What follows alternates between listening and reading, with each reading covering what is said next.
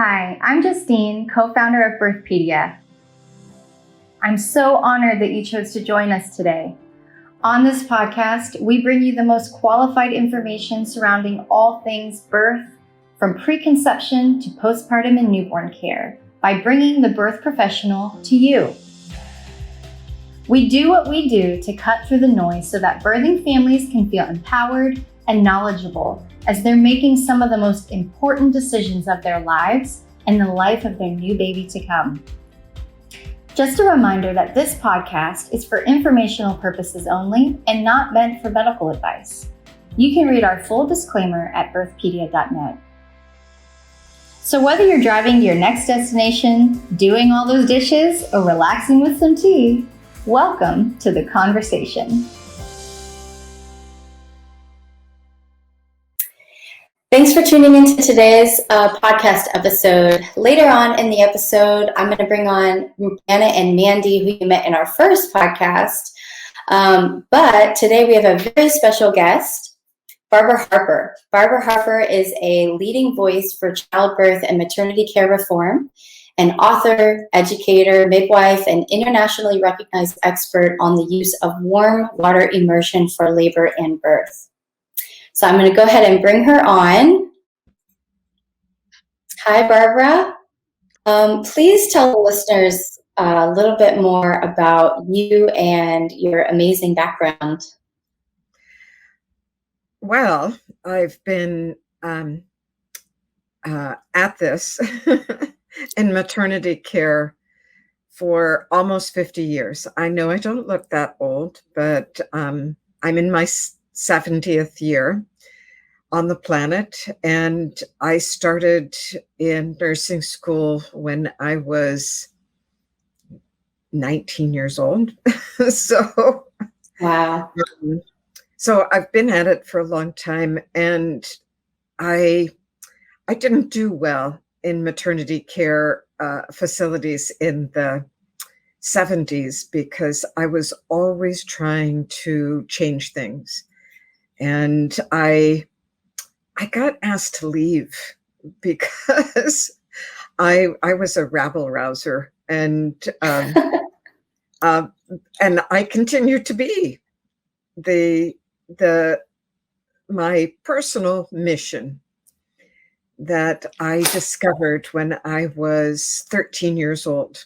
I was 13. My mother had a baby, had a pregnancy. I was number 4. And she was pregnant with number 5 when I was 13. Try being a teenager and having to admit that your parents, still whatever. I wanted to be with her. My father was away on a business trip. She was my oldest 2 siblings were already out of the house. And my brother wasn't interested at all. And I literally walked to the hospital and wanted to be with her. And they wouldn't let me through the front door because I wasn't 16. And the nurse manager, actually was the anesthesiologist, who was also a nurse. She was a nurse anesthetist. She came out, family friend, and she brought me a milk crate so I could stand at my mother's window. And I moved it from her room to the delivery room. And I watched the birth of my brother through the glass. Wow. And I said right then and there, I couldn't even go. I couldn't comfort her. I couldn't hold her hand. I couldn't tell her I loved her. And it was so traumatic for me that I said right then and there, we must change the way we welcome babies into the world. And wow. And I was 13, and I made that personal commitment to the universe. And in my heart, I knew that the rest of my life would be dedicated to that. And wow. I had circuitous routes, and I had 10 years in cardiac intensive care and neurosurgical intensive care, and and post-surgical nursing before I got the call to come back to the babies. And my grandmother was, her picture is right behind me. There it is. She's right in the middle. And she graduated from nursing school in 1919.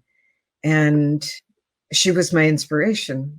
She had delivered, quote unquote, had attended over 3,000 births in her 47-year career as a nurse and a midwife. And I couldn't walk down the street with her in our little village without somebody saying, hey, Stella, her name was Estella. Everybody called her Stella. Stella, how's the family? Oh, your granddaughter's looking wonderful. You know, it takes a village. And yes, so yes. I knew how babies come out before I knew how they got in. That's amazing. I love that story. I love when it's when things are handed down generationally like that. So when did you become a midwife? That was after my first water birth, my second baby. My first birth in the hospital in 1978, in the very hospital where I was working until 12 hours before I went into labor. It was a rather tortured experience. And when I say tortured, I mean torture. Because this is what we did to women in the 70s. I had leather wrist straps holding my hands down, attached to the table. I couldn't move. I couldn't touch myself. They whisked my baby out, cut a huge episiotomy when I was screaming, don't cut me, don't cut me. There was no informed consent. I was ordered to have a cesarean about an hour before she was born. And I just simply refused. I said, you're not going to take me to surgery. I'm going to have a vaginal birth. And the doctors, and I said, prove to me that my pelvis is small and will not accommodate this very small, tiny baby that I have inside of me. And she actually had me wheeled, still strapped down, but had me wheeled to X-ray. And I had an X-ray of my pelvis an hour before my baby was born. And wow. And just think of what that was like. And then the pièce de résistance was my 6-pound baby, was dragged out of me, and I wasn't allowed to see her, touch her, kiss her, and she was whisked off to the nursery. I was put in my postpartum room, and it was 15 more hours before they consented to give me my baby. And it was because the policy then was for the baby to be examined by the pediatrician, and the pediatrician was on vacation and not coming back until the following day. And so there you go. I swore off of maternity care after that, and I said I just can't do it. I even swore off of sex, because I told my husband, I said, no, we're not gonna risk getting pregnant. There's no way that I'm gonna go through that experience again. Yeah, well, it's no wonder that now your message is so it's about how important it is that babies come into this world. So can you talk a little bit more to that? Why is it so important how a baby comes into the world? Well, there's two people involved in birth. It's not all about the mother. It's not all about the baby. They are symbiotic, and their systems monitor each other from conception, where the father and the mother of the baby, their DNA comes together, and you start building a possible human. And that possible human, its heart starts beating at 5 weeks after gestation. Its lungs start expanding and contracting, not breathing, but just the muscles start expanding and contracting 10 weeks after gestation, after conception. And your liver grows and your stomach grows and everything gets built. And by 20 weeks, we're now seeing that even 21-week-old fetuses can be viable if they're cared for in a special care nursery. And so by 20 weeks, the brain, the human brain, starts wiring and responding to the environment. So the environment for that fetus is the womb. And the womb provides warmth, security, oxygen, and nutrition. And everything that the baby needs is provided for it. And so it grows and it becomes a fully informed human by reacting to the emotional and environmental signals that it picks up. And what are the signals in the womb? The signals in the womb are the thoughts, feelings, emotions, and behaviors of the mother, and a little bit from the father as well, because what the mind thinks, the body feels. So what the father thinks, the mother feels, and she releases a chemical that then the baby feels. So you've got this chemical party going on. And when the baby comes out from anywhere from 37 weeks to 43 weeks, 44 weeks, it depends on the length of gestation. And that's another topic we can talk about someday. But the fetus is now a fully formed human being, and it needs to be treated with respect, understanding, and the people around this birth, especially the mother and the father, need to understand that everything that's done is being interpreted, and a chemical footprint is being laid down in that human brain. You're not just getting a baby out. You are creating a new human being with feelings, with an open heart, with an emotional response. And that feeling human being is thinking, creating memories. And if I ask you, Justine, do you remember the day that you were born?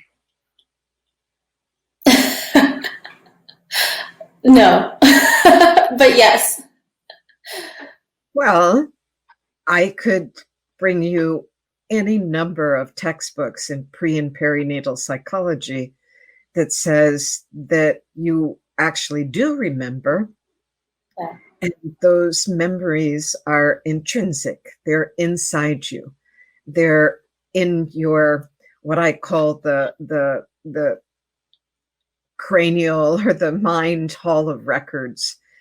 And everything that was said to you, everything that was done to you, every thought of the people around you, every thought is cataloged, and a chemical is attached to it, because what the mind thinks, the body feels. What that means is every thought you have is connected to the release of a hormone, and if it's a negative thought, it's a hormone of, let's say, fear, anxiety, Dr. Stephen Porges would call that the polyvagal theory. We have two parts of our brain, and we have different chemicals that are released. And part of our entire system is called the dorsal vagal, and with that we get the chemicals of fear and anxiety, which prepare you to fight or flee or freeze. And the other part is our connected, centered, confident, calm self, and that's our dorsal, our ventral vagal, which gives us chemicals of oxytocin and serotonin and dopamine and connection. And so how we wire this baby by what our thoughts are, and those people around this baby from 20 weeks gestation until about the end of 2 years, as this new human being becomes cognizant. It's always been cognizant, but now it has the growth in the neural connections to express itself. And babies express themselves. They communicate. They're beautiful communicators. But we don't teach parents how to listen. Yeah, so, oh, sorry. It makes so much sense. It's so interesting, and it makes so much sense. And not to get off topic, but even as adults, we're the same. Like we're still trying, our brains and the polyvagal, system is still wired for safety and connecting the thoughts to the feelings, as you're talking about. So it makes so much sense that even as a brand new baby, it would be the same. It wouldn't be any different than it is for us now. Well, the difference is that the couples that I work with, to teach them before the baby comes or before they get pregnant, that in every moment, every single moment, we're responding to our environment. And those responses are usually based on crisis response. And that's the dorsal. That's the dorsal vagal. Okay, I want to get my terminology correct here. But the neurological system has this division, and it was Stephen Porges who was studying this at the University of Chicago, working with babies in NICUs, and we call it the will to survive. Oh no, it's a crisis response that increases the ability to survive by creating a pattern of behavior. And let me just illustrate this with a story. I was entering an airplane, before COVID shutdowns and all that. I was flying to different parts of the world to educate doctors, midwives, doulas, childbirth educators, nurses in every place in the planet. I've been to 75 countries. I've been blessed with the possibility to take this message of waterbirth. And I know we're going to talk about waterbirth. But to me, waterbirth is this platform upon which we can talk about all the issues around birth. And I always weave in the sacredness of birth and the sacredness of this new human being, that it's not just a passenger, and the mother is not just a vehicle to get the baby out. Okay, so I'm just hopping on an airplane. I walk onto the plane. I take my seat. I'm on the aisle, and on comes this woman holding hands with about a 7 or 8 year old, and the and she looks just like she's totally panicked. Like her eyes are the deer in the headlights.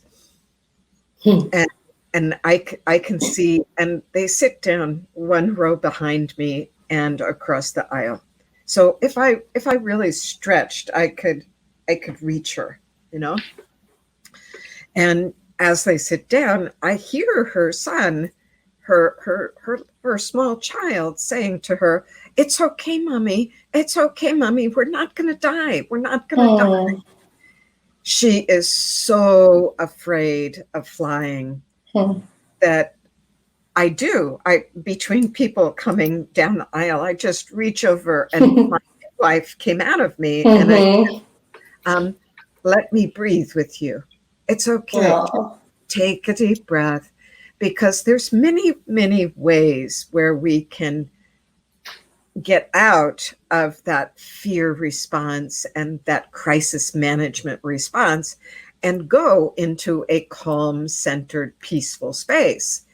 And what better practice or what better method can we do that than to what midwives and doulas are taught to do, is to really look at a mother and say, look at my eyes. You make eye contact. You soft touch. You sing. I sing to my clients, you know, and prepare them for that next wave of the contraction of the uterus and things. So I put on my midwife hat, and I'm not trying to rescue her. I'm really trying to help her adjust. And I say to the two people that are sitting next to me, I said, "Oh my gosh, I wonder if she was locked into an incubator when she was a baby." And the woman sitting next to me goes, "Are you a psychic?" I said, "No, I just know a lot about how the human brain responds to separation. When we're born, we are supposed to come to the mother's chest and stay there."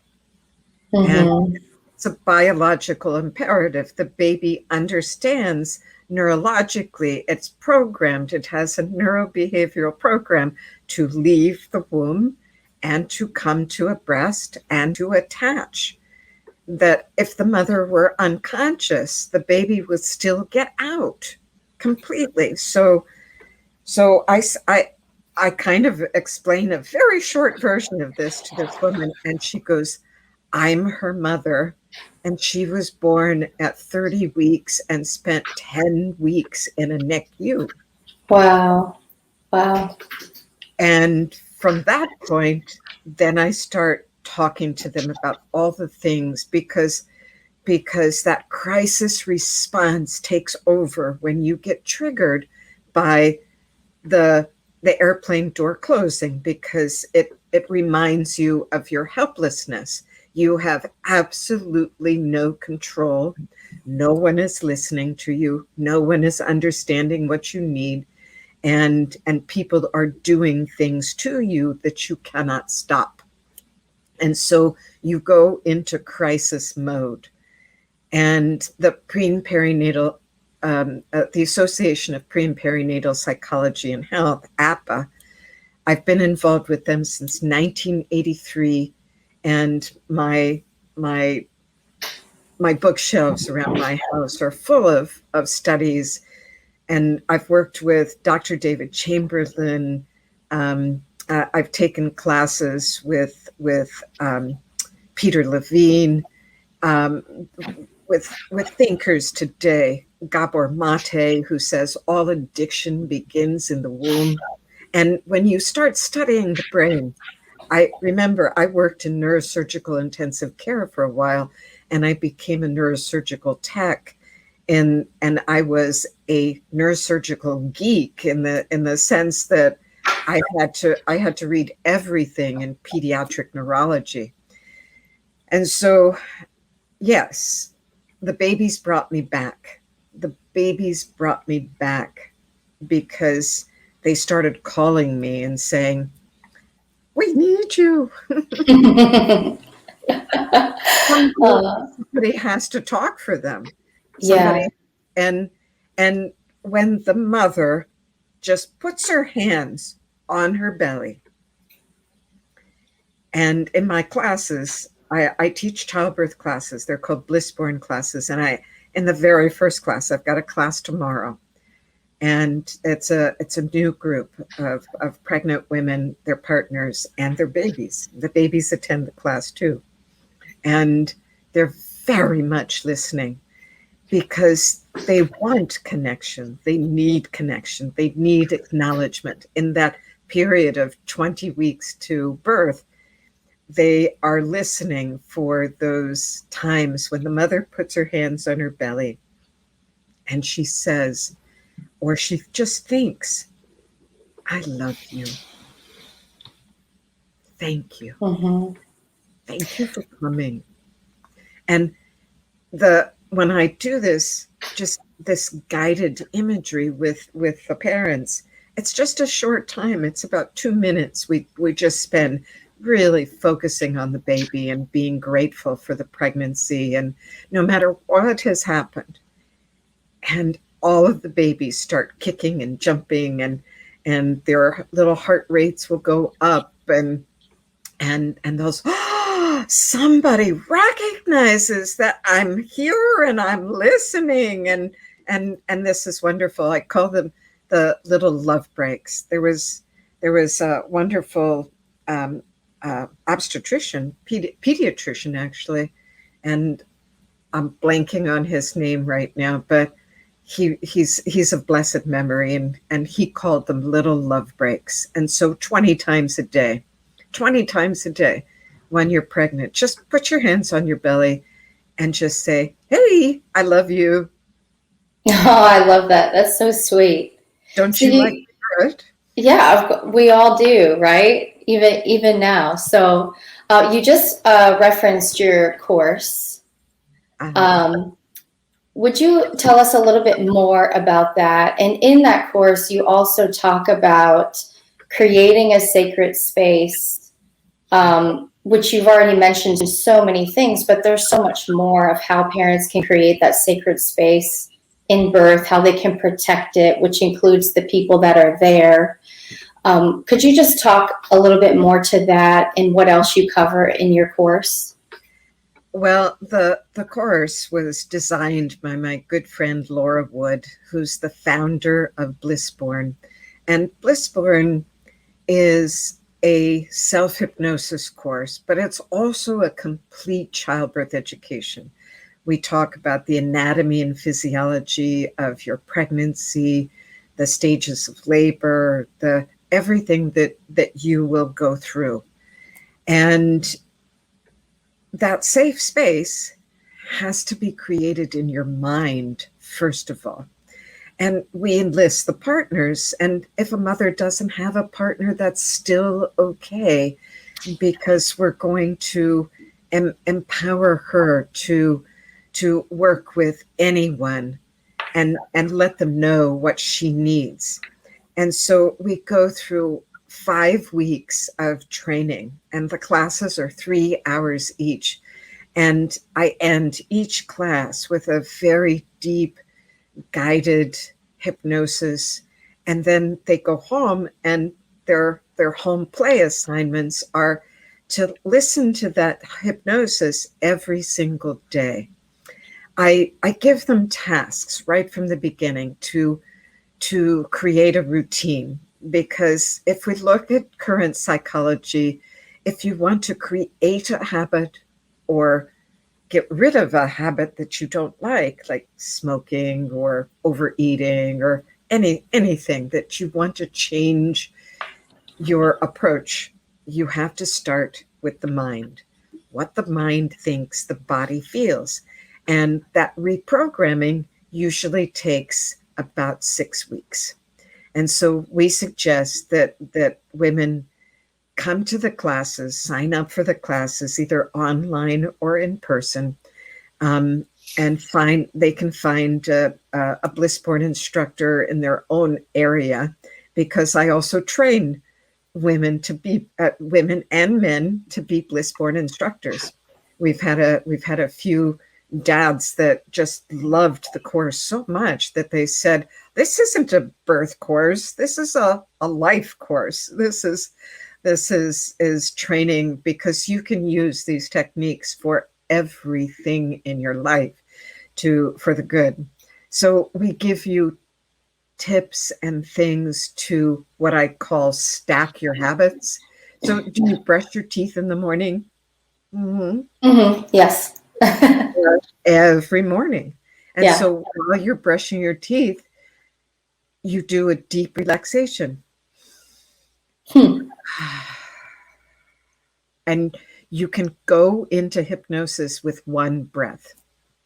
And so all hypnosis is profound relaxation. So when you're listening to your audio, that we send you audio for each week, for the ride to the hospital or the birth center if you're not staying at home. We talk about all your choices. We talk about the chemicals of birth, the hormones. You read articles from really good authors. I even give people lots of film to watch, beautiful water births, bed births, hypnobirths, Blissborn births. They if you're a couple that has never watched a video, and these days I don't see how you can, because Instagram and Facebook is full of it. Right. But I'm going to send you some videotape. And the first videotape I send, I go, this is a secret, okay? But I'm gonna let you in on this, Justine. I said a completely natural, undisturbed birth. I want you to see this. And it's a dog giving birth. Because we treat our pets much better than we treat our women. Okay. I agree. You know, it's always fascinating to me when I see an animal birth and everybody's so hands off. Nobody wants to disturb the animal, you know?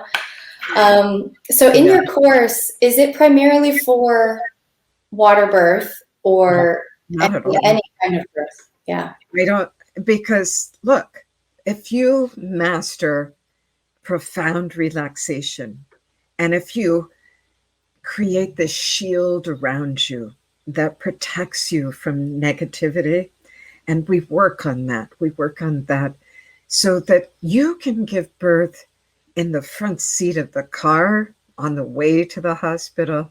You can give birth standing in your doorway, like a friend of mine who not only took the classes, but she took the teacher training, and she told her husband, we have to go now.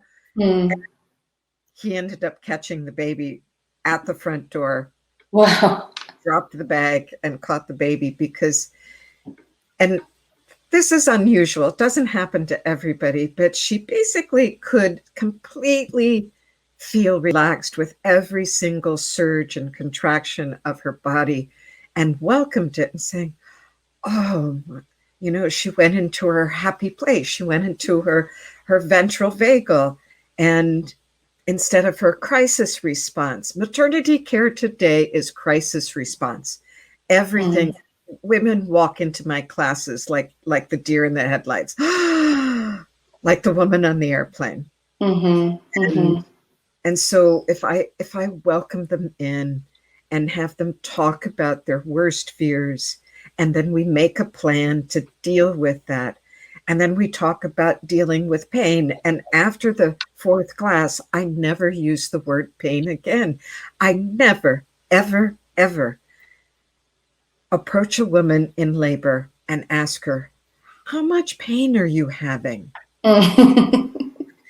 Because pain is inevitable, but suffering is a choice. And so true. They learn how, with many techniques, how to go inward and control their response. They can turn up the dial to all of their sensations, or they can turn it down or turn it off completely. And if you can do that, you can actually, we show in the class, we show a film of a hypnotherapist. He's a trained hypnotherapist, but he's having abdominal surgery with no anesthetic. And that always blows everybody's mind. Mm-hmm.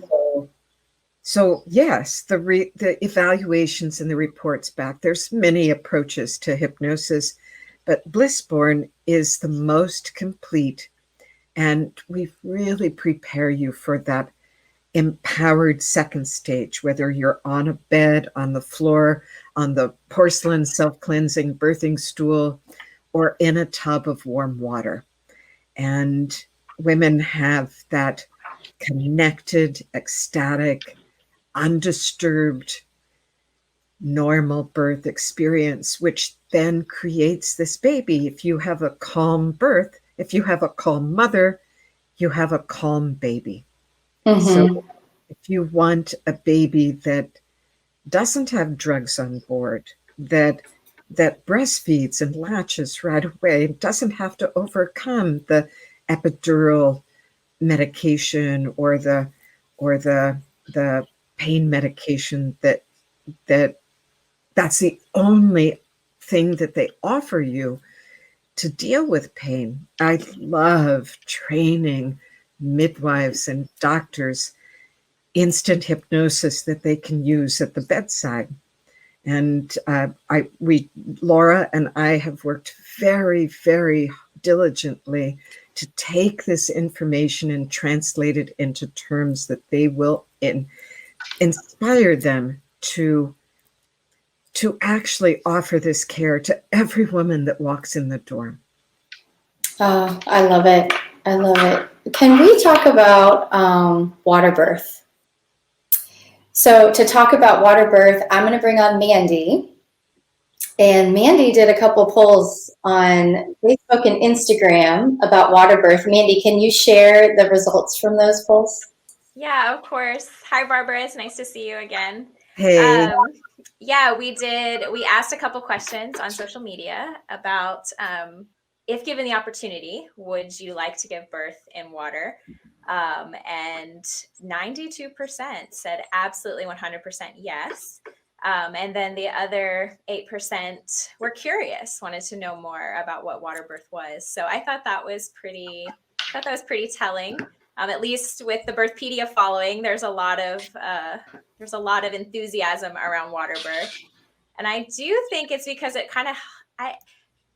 there's something about water. I think it taps into a mom's natural instinct for childbirth. So I'd love to hear you talk more about that. Well, that's going to keep me employed, Mandy. Yeah, right? And it's also inspiring because we have a program, my Waterbirth certification and education courses, Birthpedia hosted last year when I suddenly couldn't fly to Dubai anymore, Israel or Turkey or China, Thailand, Vietnam, everywhere. I couldn't go anywhere in the US.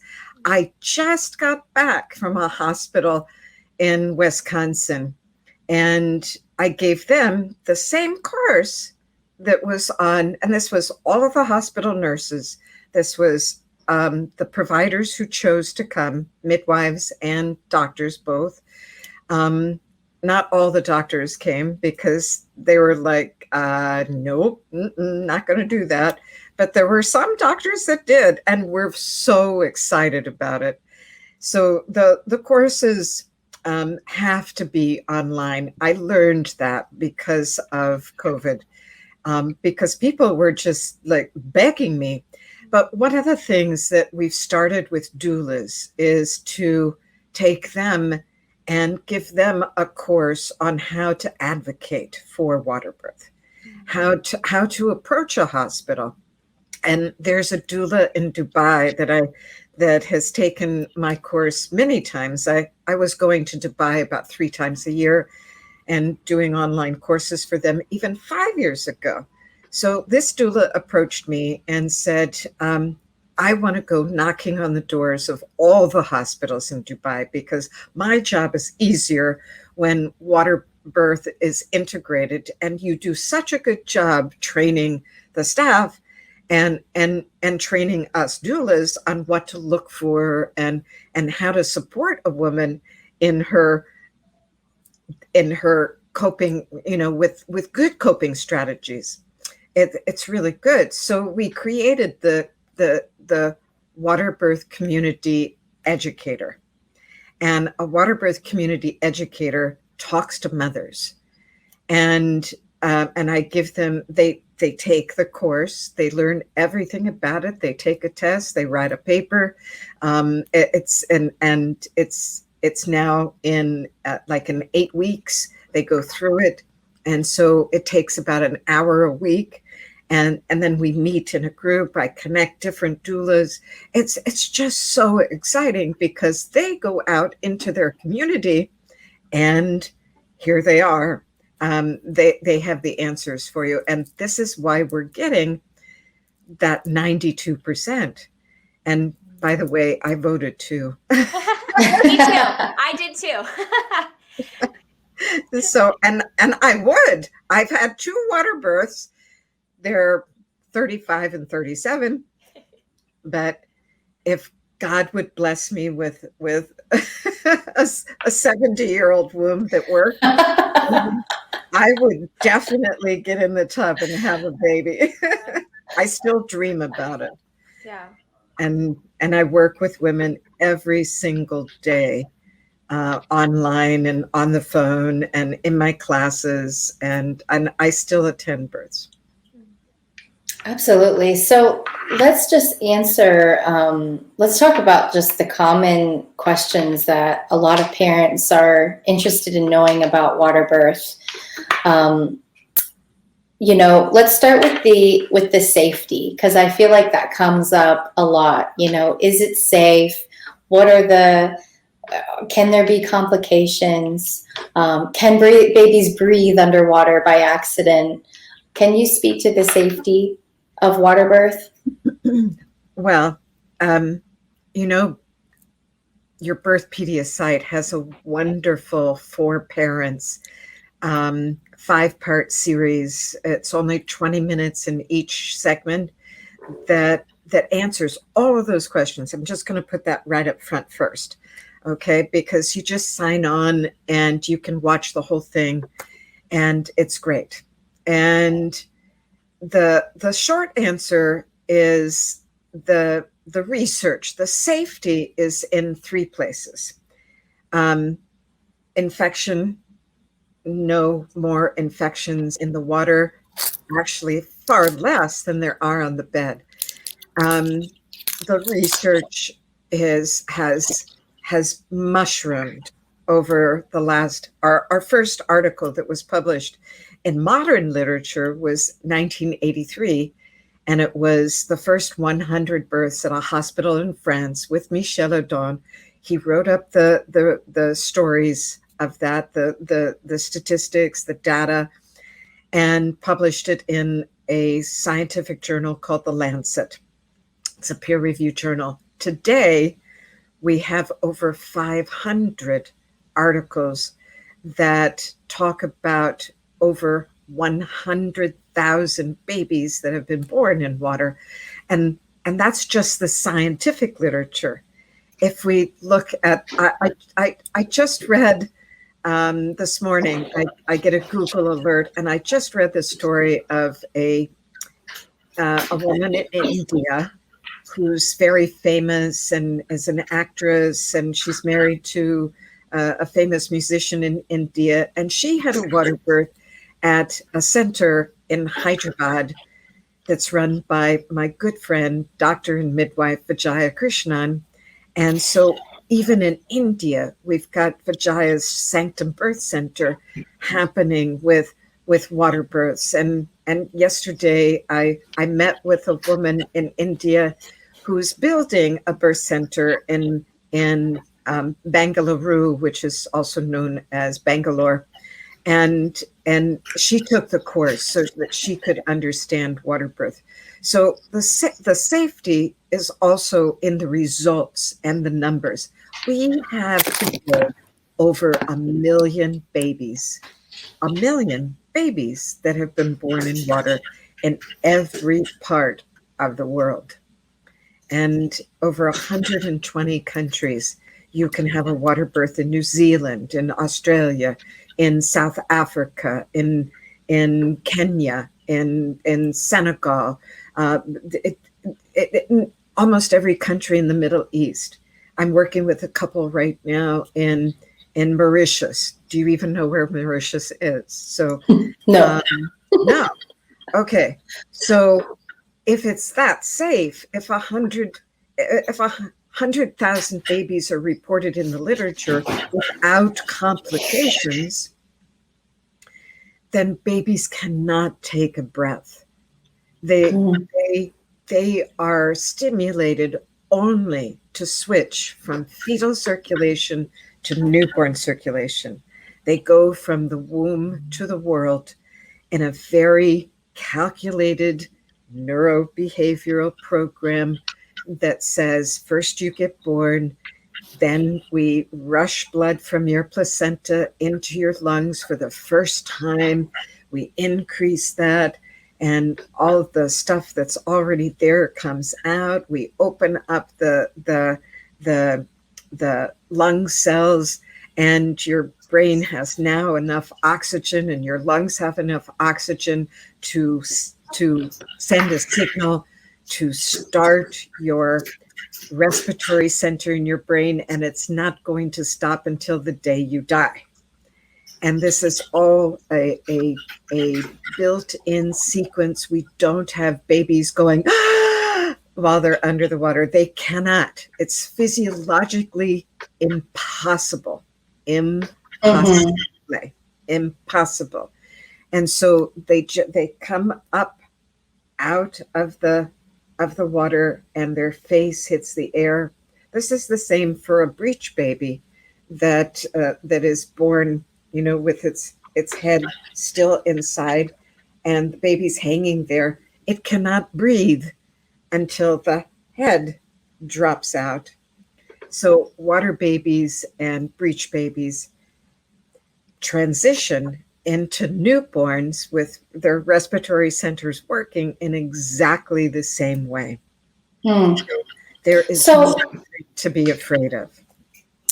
So why is it then that the American College of Obstetricians and Gynecologists do not recommend water birth, actually delivering your baby in the water, and they say the safety has not been determined? Okay. They said that. Well, let me go back. I have a long history with ACOG because I wrote to them in 1995 and sent them all of the published literature, all 20 articles of successful water births. And they wrote back to me and said, thank you very much for sending us all of the literature. But look, we examined everything, and the predominance of the literature is from the UK, Switzerland, Germany. This was 1995. There was only one article published in one of their journals, and that was from my good friend, Dr. Michael Rosenthal. And before he was the first obstetrician fellow of the American College of Obstetrics and Gynecology. And he started a freestanding birth center because when he heard Michelle O'Donnell talk about water birth, he was like, oh, wow, I want to do that. And we have lots of obstetricians in the US that go, wow, I want to do that. And we have a few obstetricians who say,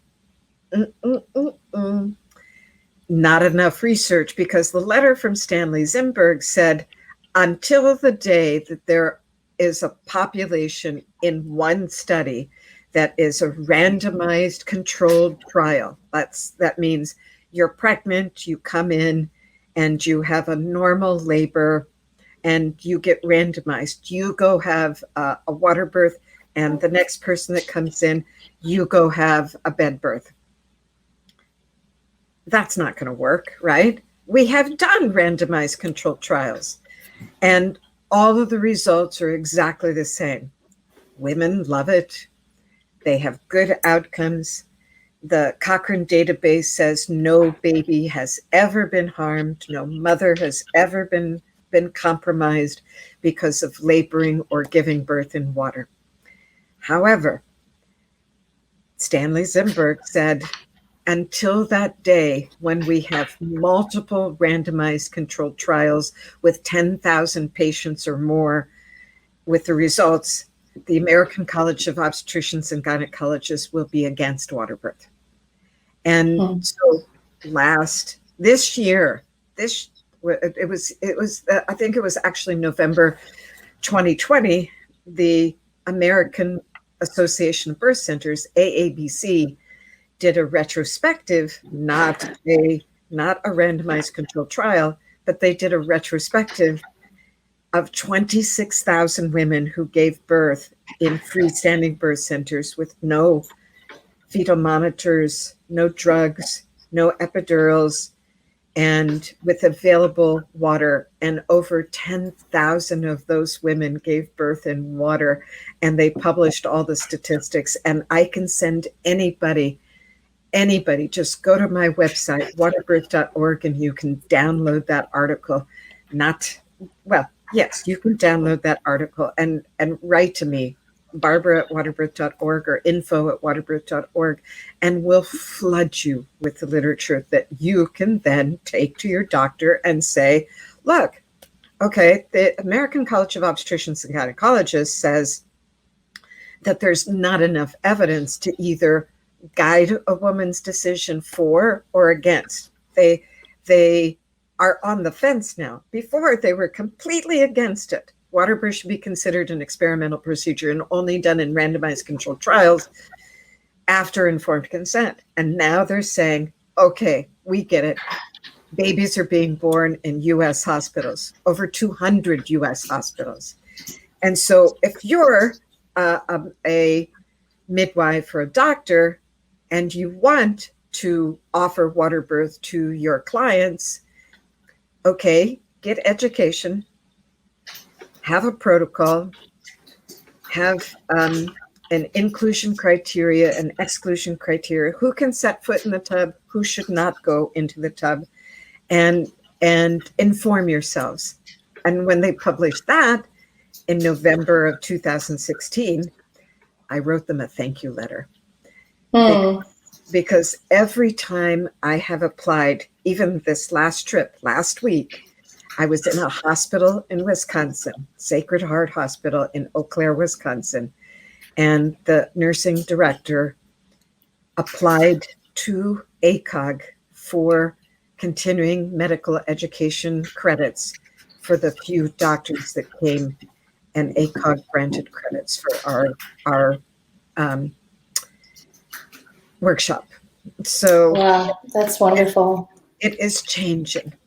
Yeah, and you've been doing this for years, visiting hospitals all over the world, educating doctors, midwives, and staff on the best practices to offer water birth safely to their clients.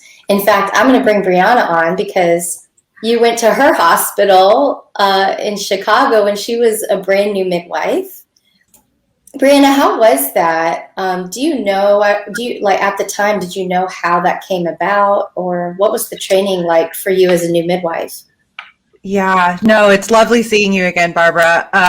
It really did transform the way I practiced. I was trained in a highly medicalized system as a labor and delivery nurse. I too had kind of similar experiences to Barbara and kind of that maternity care was going in the wrong direction, which was what sort of spurred me into midwifery in the first place. And then the very first practice that I joined, it was the mission of my partner to bring on water birth, and we had the support of the obstetrician that we worked with, and Barber Harper in to help train not just the providers, but also the entire nursing staff. And it really was a phenomenal course, and kind of completely shifted the culture in our hospital, which was really phenomenal. So, Barbara, I'm curious, are all hospitals, especially, we'll just stick to America for now, do you find that they're open, or is there some work to be done to get Waterbirth in as many hospitals as possible? Well, when I have a request to come to a hospital, and I was, just before we started filming this, I was writing a proposal for a hospital in Alabama. And it's the nurse midwives who usually invite me. Sometimes it's the doctors as well. Sometimes it's the nurse managers. But what we see today is crisis management of pregnancy. And the more we can open their eyes to the benefits of water, the liberation that women feel of taking back their own control. I always end all my seminars with kind of a little bit of preaching.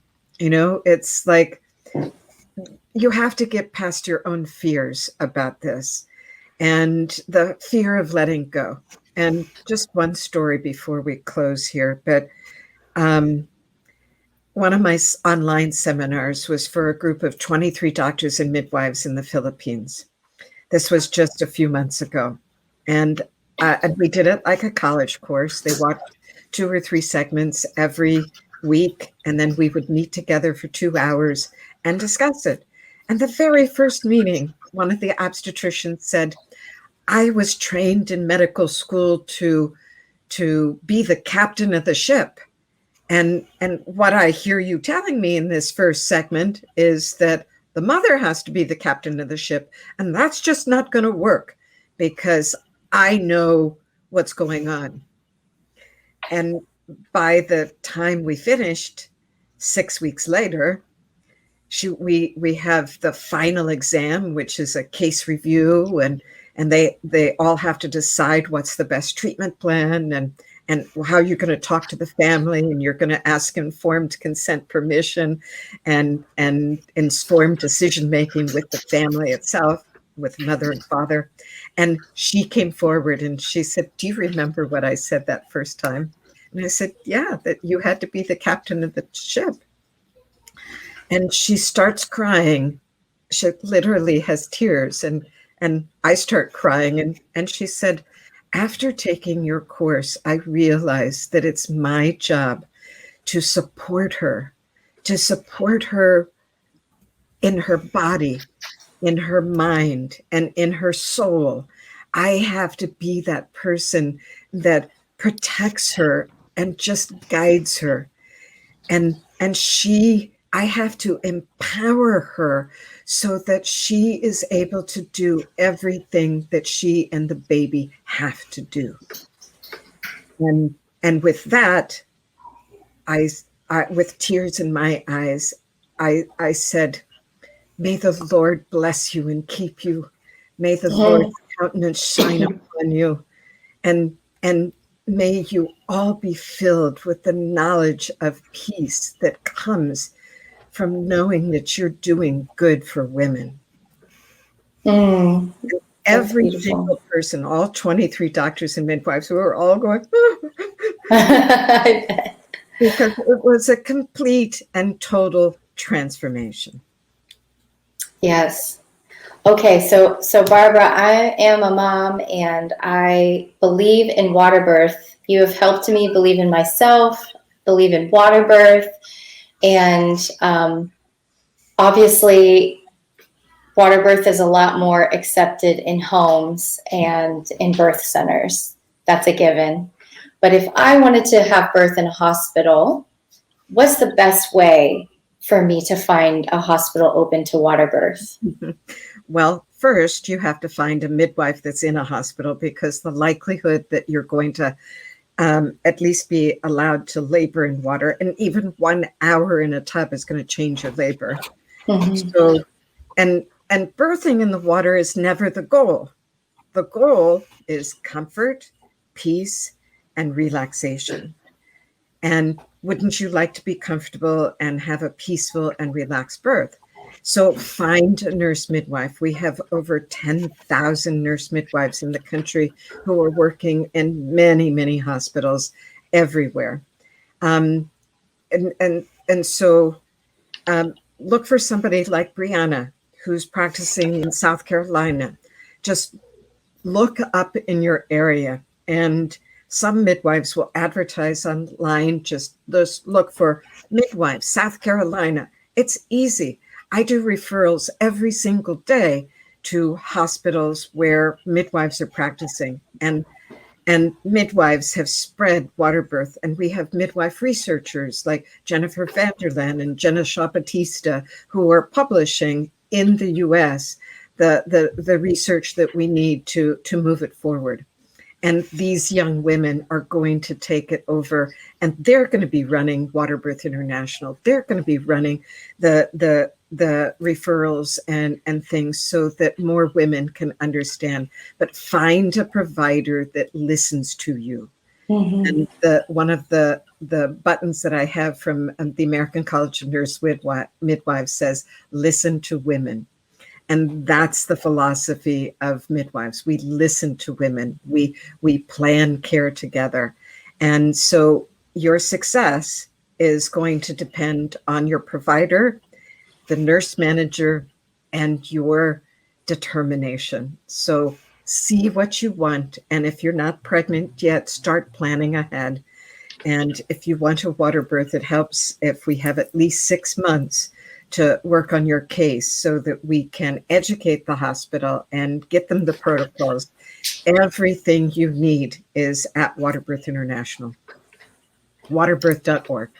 Yes, that was my next question. Where can people find you? So waterbirth.org, you have some courses on birthpedia.net. What's your Instagram handle? At the Barbara Harper. Okay. And at Waterbirth INT.